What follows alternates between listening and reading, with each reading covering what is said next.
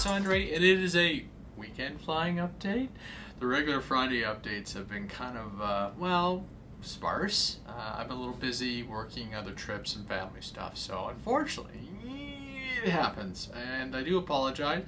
Hopefully things are going to smooth out again, and through July and August and September, we'll have some fun talking about flying. Friday this week, I actually did get out. The fields were insane between soccer and all these other sports, so we found some other spots to fly, and I was very fortunate to be able to get the FD Racer back together. It is very cobbled with hot glue and tape and everything, but it's back together and flies just as it did. I had to do a lot of trimming. The wings and everything are fairly roughed up. My goal now is just simply to save it and have it ready for Flight Fest. Just happy to have this one back in my fleet operational. Saturday was excellent, and in the morning I managed to fly the FD Racer. The park was pretty packed, so I got that one out just to do some testing. And then I put the Radian up for, if you're watching the video on YouTube, for almost 39 minutes. I pushed the battery to the max. In fact, you actually had to reset the battery timer just a little bit back just to prevent that from happening, because I pushed the cells pretty hard.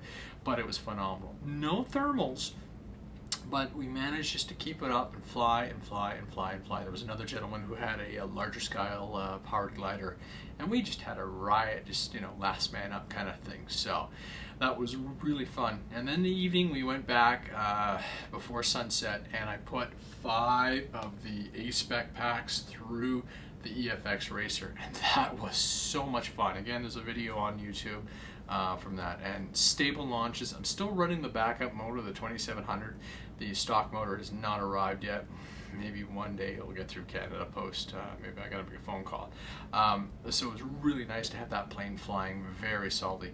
The guys are actually flying their T-28 and doing some fun stuff. So I've started modifying my T-28 to be an FPV ship. I've actually got most of the gear, the camera and the OSD, off the Wraith project, which hasn't been cooperating, so I'm pulling that plane back and just going to work on it, and then I'll put the FPV back onto it. But in the meantime, I've gone in and set this plane up with a FrSky module, and just so I have all in one package. Camera manual. And I've gone in and I'm running an older head tracker.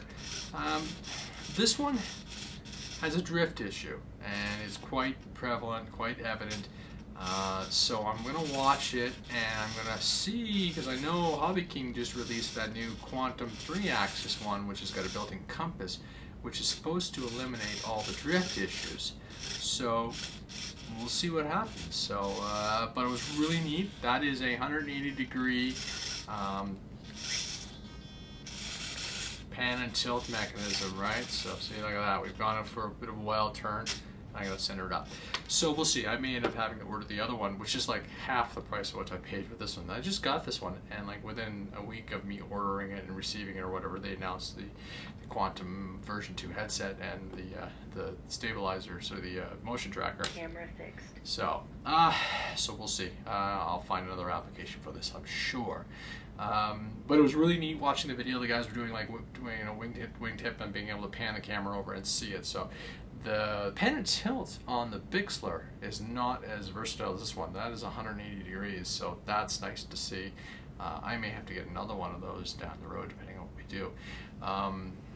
The Radian, FPV wise, I've ordered a 600 milliwatt transmitter and so on, so hopefully we'll be able to see if it's any good at doing FPV with that ship. That's all experimental, because I don't really muck with it. I don't want to mess with it too much, because I've enjoyed flying that thing so much. Speaking of enjoying equipment, I am a huge fan of this radio now. I've been very slowly moving airplanes over. Actually, I've been pulling things away, I find, from the my main aircraft. I've been pulling away from the Taranis modules just so I can, start paring stuff down. So I think I'm going to end up either being on an orange module, or it's going to be FrSky. The FrSky receivers are very expensive, but I've got the D8 in this one. The Bixler, the Radian's running the larger XR8, and that'll move over to, say, the Fun Cover, the Sky Meal or something, whatever I'm flying more regularly. I put it in this one because it had the dual whips, and for diversity with the antenna and the FPV gear. But this radio and I have become really good friends, working really well with it, programming up the planes using the laptop and everything. So really enjoying that interaction and that flexibility. I basically have got all the orange module aircrafts programmed into this radio, so anything I was running on the DMSX or the 433 is in there, and I've started slowly moving some of the Taranis planes over. And basically I'm going to get down to I just need to bring one radio to the field, which is excellent. So yeah, if you're looking for a radio, yeah, I recommend this one. This is really good. There's been some fun stuff. Example functionality and just being able to program a couple of different things. On the Bixler, I've moved the T1000 flight controller over, and that's got the override, but the elevator goes in a certain direction, and what happens is when I override it, the elevator actually goes in the opposite direction of what the controller wants, right? So all of a sudden up is down and down is up. So when I override the control on the Bixler, I just basically told the radio when it's overrode, invert the elevator, and I've got my full control, and there's no bump or nothing. So very clean programming, very clean control. So I'm sure you can do it in other radios, but my experience with the 9X is as you programmed it and got down, things got delayed and slowed. So lots of power behind the radio. So very impressive. You're looking at the S500 Quad, and oh dear. Yeah, you're going to listen to a story, or if you listened to the podcast recently with Chris and David and everything, he mentions this bad boy had a flyaway on me. Not 100% certain what happened.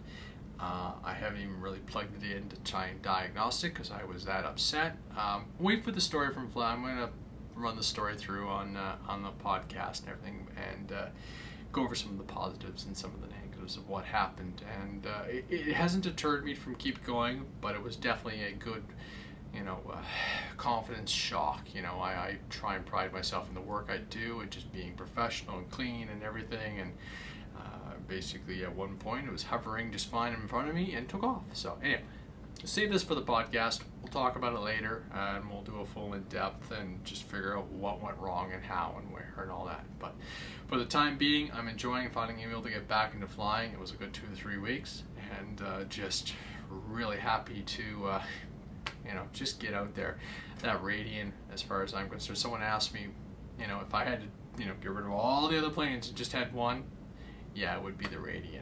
So it is Sunday. It is Father's Day in Canada and across the U.S. Happy Father's Day to all your fathers, and hope you have a great week. Cheers. Bye.